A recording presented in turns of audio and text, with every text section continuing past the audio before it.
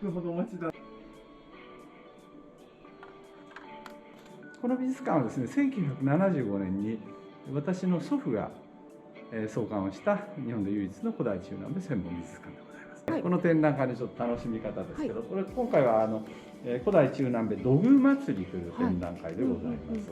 2300点ほどありまして、実際にこれ1階2階大ホール小ホールのコンパクトの美術館ですので、はい、あまり点数出せないですね、小さいですから、はい、それでも目いっぱい今出しておりまして、360点まで出ております。あ、そうなんですね。これは国立博物館並みの展覧会並みのより多いかもしれない、はい、点数ですね、こういう展覧会としては。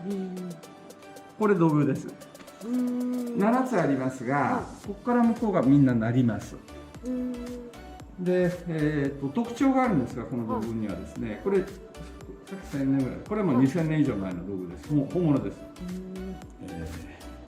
小さな美術館ですが、館長自ら2000年前の土笛をお聞かせいたします。演奏いたします。よろしいですか？儀式用ですよ。お願いします。